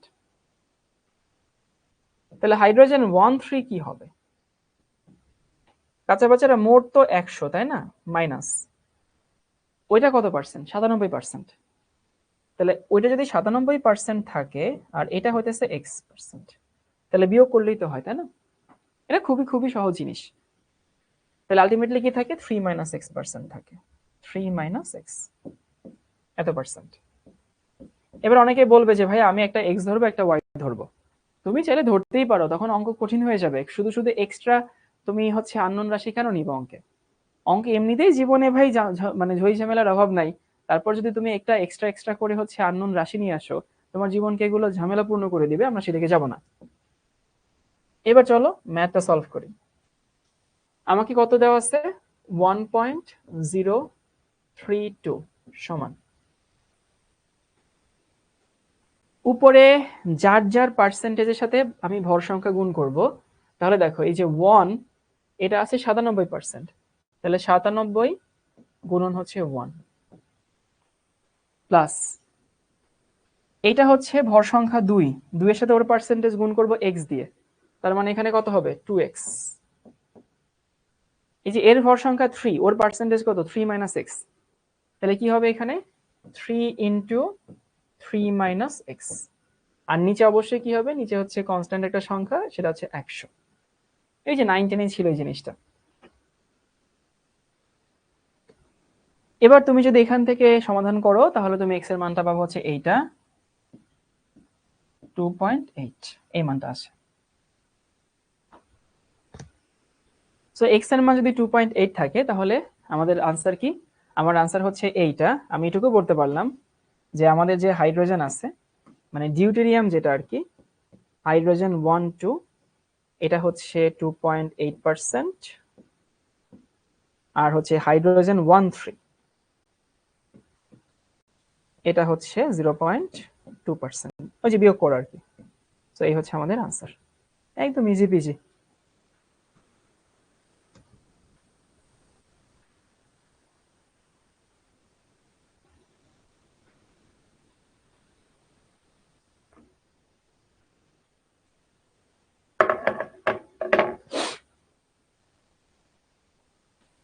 ওকে, সো এই পর্যন্ত গেল। তাহলে আমরা কি দেখলাম? একটা হচ্ছে আইসোটোপ, আইসোবার, আইসোটোন, আইসোস্টার, তারপর হচ্ছে আইসো ইলেকট্রনিক, আর হচ্ছে আইসোমার।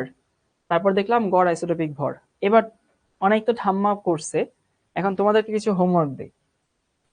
এই হোমওয়ার্কটা সবাই লিখে নাও ভাই, খুব ইম্পর্টেন্ট জিনিস। হোমওয়ার্ক হচ্ছে আইসোটোপের ব্যবহার। আইসোটোপের ব্যবহার খাতায় নোট করবা।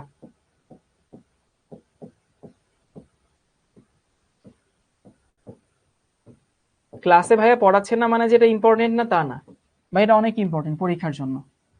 তোমাদেরকে কয়েকটা হিন্ট দিই, দেখবা কোনো কোনো আইসোটোপ ক্যান্সার চিকিৎসায় ব্যবহৃত হয়, কোনো কোনো আইসোটোপ হচ্ছে ওই যে কীটনাশক তৈরিতে ব্যবহৃত হয়, কোনো কোনো আইসোটোপ গবেষণায় ব্যবহৃত হয়, কোনো কোনো আইসোটোপ হচ্ছে ওই যে মস্তিষ্কের টিউমার মানে ডায়াগনোসিসে ব্যবহার করা হয়। তো কোনটা কি কাজে ব্যবহার করা হয় এটা অবশ্যই একটু পড়ে নিতে হবে, খাতায় লিখে নিতে হবে। অ্যাটলিস্ট 6 7টা, মানে এটা তোমার 9 10 এর বইতেও ছিল, এটা তোমার কলেজের বইতে আছে। তো অবশ্যই বলবো খাতায় একটু লিখে নিও, কারণ এইটুকু আসলে ক্লাসের মধ্যে পড়াই আমি তোমাদের সময় নষ্ট করতে চাচ্ছি না। আমি চাই এটুকু তোমরা নিজে নিজে পড়ো। এবার সবাই একটু লিখে নাও ডি ব্রগলি সমীকরণ।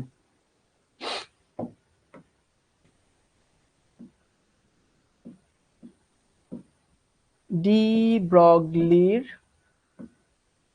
সমীকরণ।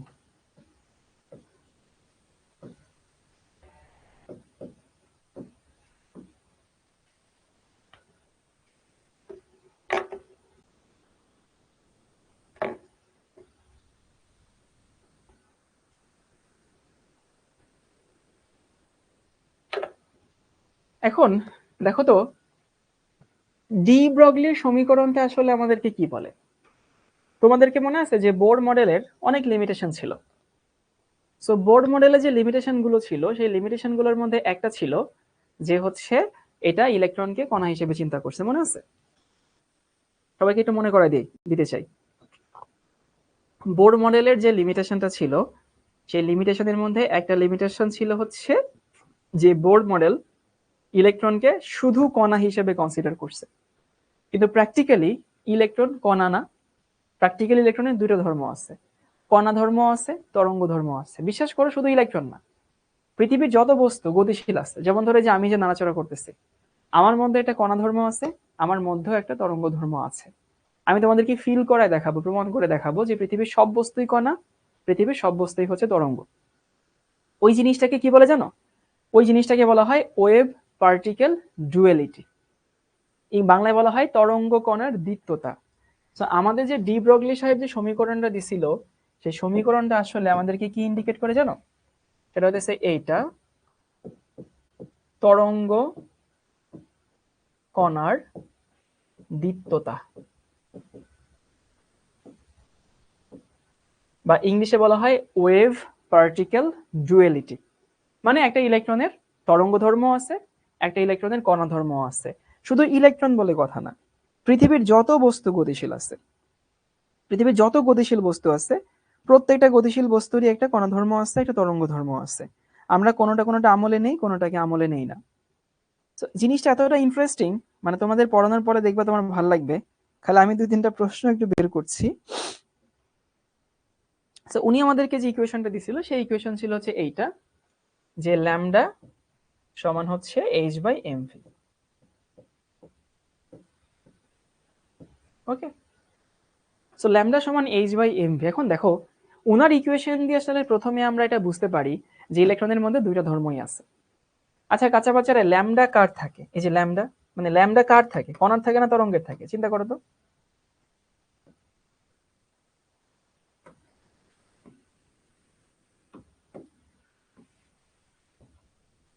এই ল্যামডা কার থাকে? তরঙ্গের থাকে না? বুঝি তো? তাহলে দেখো, সমীকরণে তরঙ্গ বিশিষ্ট একটা রাশি আছে। আবার এই এম কার থাকে? এম থাকে তো কণার, তাই না? ল্যামডা থাকে তরঙ্গের, এম থাকে কণার। তার মানে এটা এমন একটা ইকুয়েশন যে ইকুয়েশনে তরঙ্গ ধর্ম আর কণা ধর্মের মধ্যে একটা সন্ধি স্থাপন করে। এবং এই জন্য ওনাকে বলা হয়, ডি ব্রগলি হতেছে ওয়েভ পার্টিকেল ডুয়ালিটির পায়োনিয়ার। মানে উনি প্রথমে আমাদেরকে একটা ইকুয়েশন দিয়ে জানাইছেন, বুঝাইছেন যে বাবা হ্যাঁ ঠিক আছে, পৃথিবীর ইলেকট্রন সহ যে কোনো জিনিসের একটা তরঙ্গ আছে, একটা ভরও আছে। এবং আশা করি, এবং এটা বুঝো কিনা সেটা হতেছে এটা, যে ল্যামডা ইজ ইনভার্সলি প্রপোর্শনাল কি এম, অর্থাৎ তরঙ্গ ধর্ম ইজ ইনভার্সলি প্রপোর্শনাল কি ধর্ম?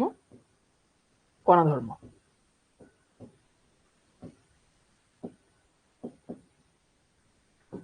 তারপরে তোমাদেরকে বুঝাইছিলাম যেটা আসলে কিভাবে কাজ করে, মনে আছে? যে একটা ইলেকট্রন যততম স্তরে থাকে সে তো অতগুলো পূর্ণ কম্পন সম্পন্ন করে। যেমন এটা যদি তৃতীয় শক্তি স্তর হয়, বা ধরো আমি একটা জিনিস দেখাচ্ছি র্যান্ডমলি আঁকি, এটা হচ্ছে 1 2 3 4, সুন্দর হয়নি?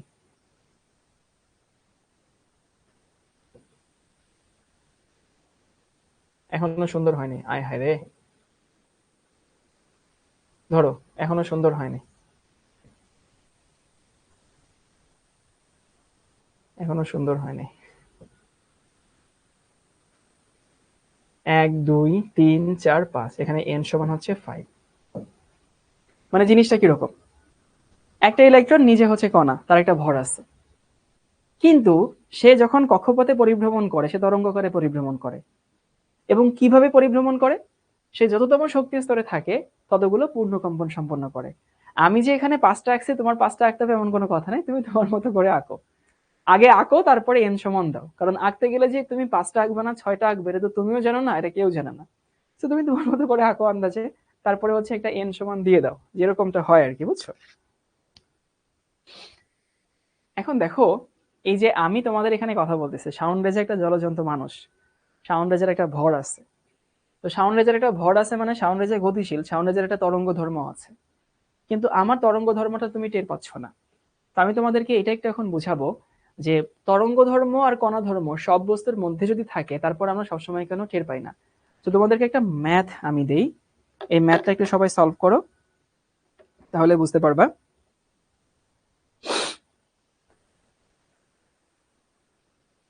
একটা কোয়েশ্চেন দিচ্ছি আর কি, বুঝছো? প্রশ্নটা আমার কাছে বানানো আছে। প্রশ্ন হচ্ছে এরকম,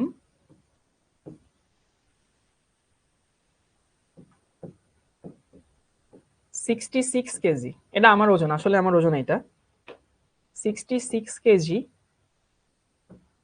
ভরের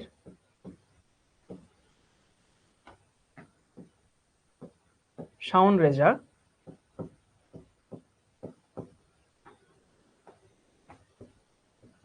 70 কিলোমিটার পার আওয়ার বেগে গতিশীল।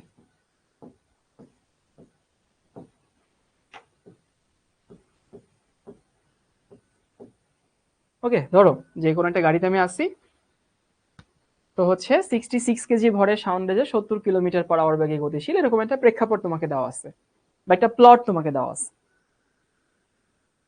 আর দ্বিতীয় প্লট দেওয়া আছে এইটা,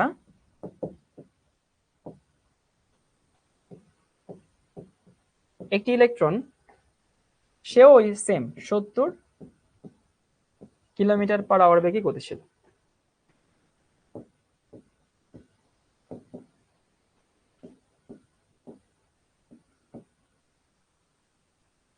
তার মানে হচ্ছে আমাকে বলছে যে 66 কেজি ভরের সাউন্ড রেজা 70 কিলোমিটার পার আওয়ার বেগে গতিশীল, আর আর হইতেছে একটি ইলেকট্রন 70 কিলোমিটার পার আওয়ার বেগে গতিশীল। এই যে তোমাকে প্রেক্ষাপটটা দেওয়া আছে, তারপরে তোমাকে একটা প্রশ্ন করছে। তোমাদেরকে কিছুক্ষণ আগে বকবক করছিলাম এরকম যে পৃথিবীর যে কোনো বস্তু যদি সে গতিশীল থাকে তাহলে তার কণা ধর্ম আছে বা তরঙ্গ ধর্ম আছে।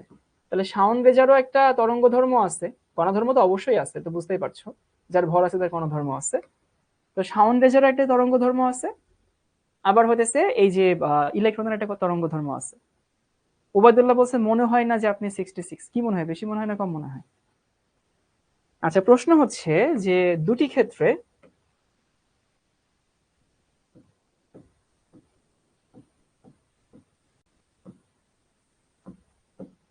সিক্সটি সিক্স থেকে হয়তো কম হবে এখন একটু, অনেকদিন মাপে না, ল্যামডা নির্ণয়ের সফলতা বিশ্লেষণ করো।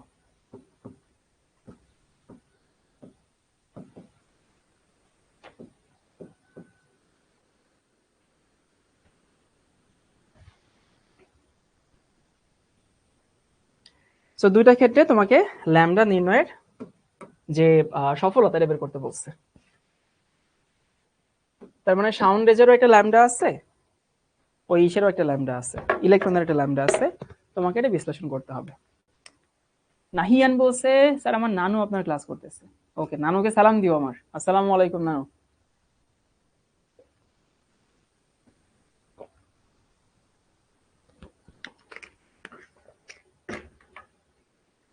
তার মানে বুঝতে পারছো যে প্রথম আর দ্বিতীয় এই দুটা ক্ষেত্রে আমাকে ল্যামডা বের করতে হবে। মানে প্রথম ক্ষেত্রে ল্যামডা বের করব, দ্বিতীয় ক্ষেত্রে ল্যামডা বের করব, এরপরে হচ্ছে আমরা দেখবো যে কি হয়েছে। আচ্ছা, প্রথম ক্ষেত্রে ল্যামডা বের করি। ওই যে সাউন্ড রেজার ক্ষেত্রে কাঁচা বাচার ইকুয়েশন কি ছিল? ল্যামডা সমান হইতেছে এইচ বাই হইতেছে এমভি, তাই না? মনে আছে?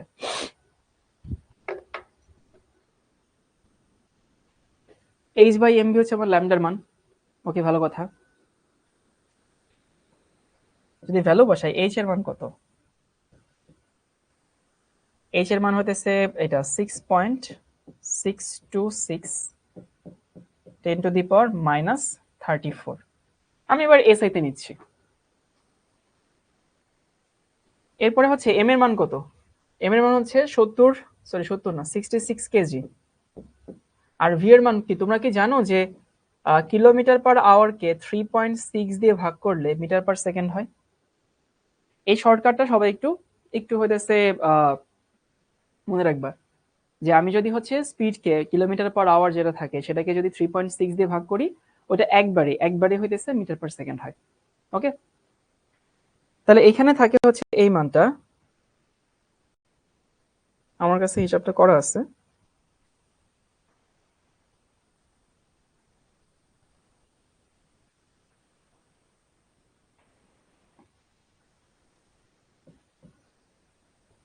5.1 ইন্টু 10⁻⁻37 এত মিটার দাঁড়ায়। ওকে, তাহলে খেয়াল করছো মানটা কত ছোট মান আসছে।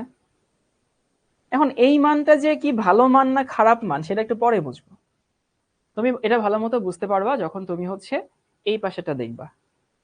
এবার আমরা ইলেকট্রনের জন্যটা বের করি, কেস 2 এর জন্য, তখন কম্পেয়ার করলে ভালো মতো বুঝতে পারবা।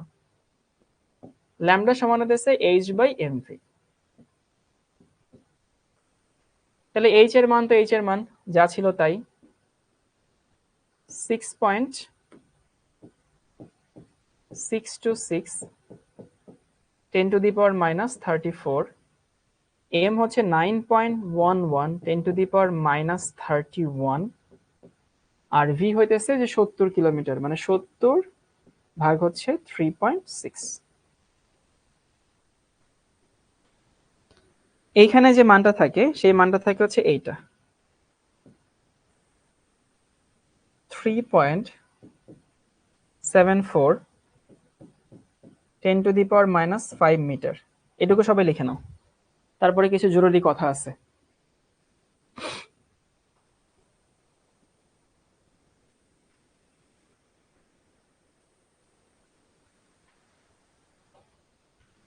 রাহাত বলছে ভাই 34 এর জায়গায় 27 হবে না। না, আমি এখানে এসআই তে নিচ্ছি, সিজিএস এ নিলে হচ্ছে এটা হয়তো। আচ্ছা, সবার লেখা হয়ে গেছে।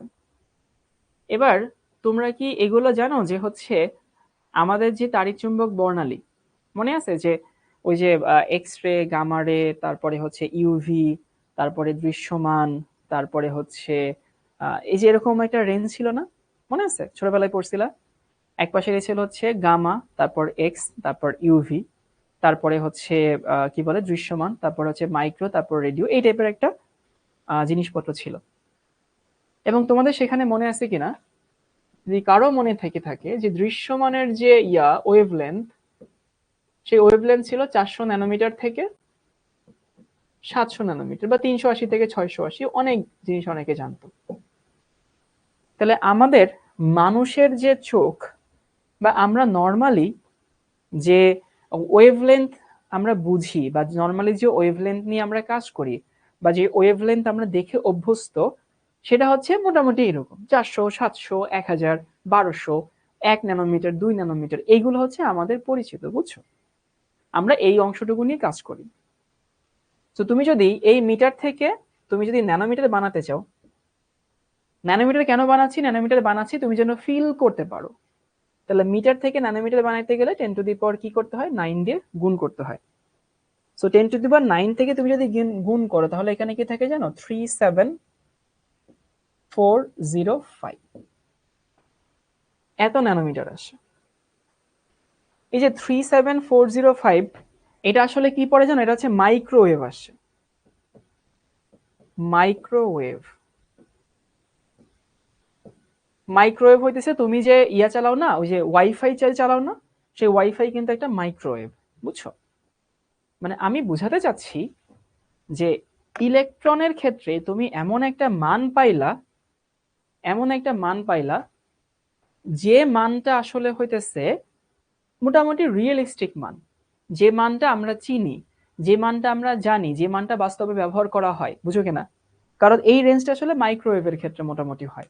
বাট মাইক্রোওয়েভ না হোক, আমরা তো 400-700 চিনি, 400-700 চিনলে আমরা 37,000ও চিনি।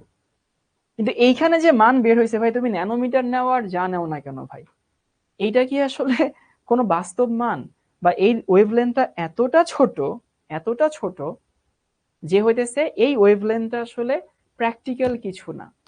তার মানে মেইন কথা হইতেছে, তোমাদেরকে আগে বললাম না যে পৃথিবীর সমস্ত গতিশীল বস্তুর একটা ভর থাকে, একটা তরঙ্গ থাকে, কিন্তু ভর যদি বেশি হয় তরঙ্গ দৈর্ঘ্য কমে যায়।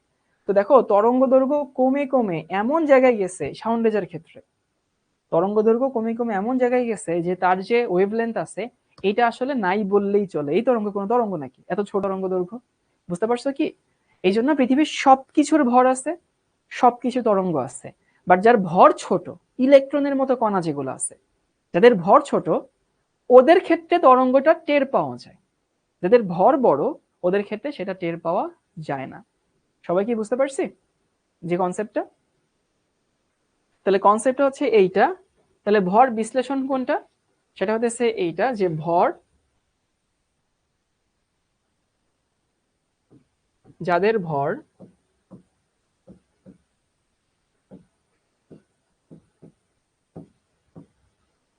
অনেক ছোট, জাস্ট লাইক ইলেকট্রন, তাদের তরঙ্গটা আসলে তাৎপর্যপূর্ণ।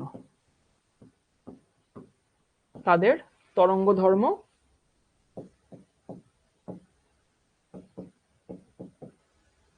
তাৎপর্যপূর্ণ। তাৎপর্যপূর্ণ।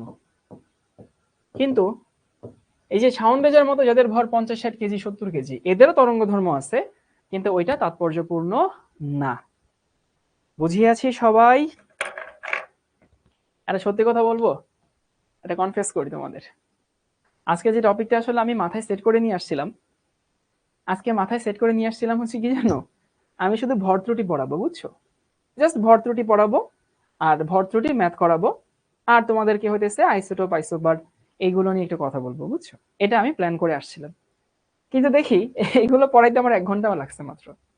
তো যে পরে তোমাদের যে ডি ব্রগলি পড়ালাম, এটা প্ল্যান করে নিয়ে আসিনি আজকে।